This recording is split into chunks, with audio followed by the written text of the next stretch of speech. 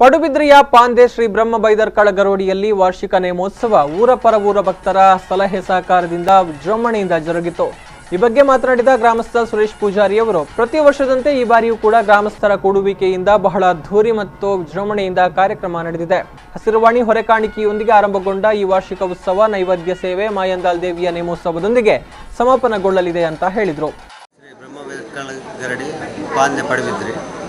ಮುಲ್ಪ ವರ್ಷ ಪ್ರತಿ ಹ್ಯಾಪಿನ ನೇಮೋತ್ಸವ ಪ್ರಥಮವಾದ ಅನ್ನ ನೈವೇದ್ಯ ಸೇವೆ ನೇಮೋತ್ಸವ ಎಲ್ಲದಿಂತಾನೆ ಮಾಯಂದಲ ನೇಮ ಜರಗಿರಂಡು ಅಂಚನೆ ಇಡೀ ಗ್ರಾಮ ಸೇರಂದು ಇನ್ನು ನೇಮೋತ್ಸವದ ಕಾರ್ಯಕ್ರಮ ಆವೊಂದುಂಡು ಅಂಚನೆ ಈ ಶುಭ ಸಂದರ್ಭಡು ಸಾಧಾರಣ 1988 నుంచి ನಿರಂತರ ಸೇವೆ ಮಲ್ತಿನ ದರ್ಶನ ಪಾತ್ರೆಯಾದ ಸೂಡ ಕೋಟೆ ಪೂಜಾರಿ ಮೇರೆಗೆ ಈ ವರ್ಷ ಉಡುಪಿ ಜಿಲ್ಲಾ ರಾಜ್ಯೋತ್ಸವ ಪ್ರಶಸ್ತಿ ಸಂದದ ಬೈತೇನೆ ಅಂಚನೆ ಆ ಸಂದದಿನ ಪರವಾದ ಇನ್ನು ಮತ್ತು ನೇಮೋತ್ಸವದ ಶುಭ ಸಂದರ್ಭಡು ಇನ್ನು ಸನ್ಮಾನ ಕಾರ್ಯಕ್ರಮ ಒಂದು।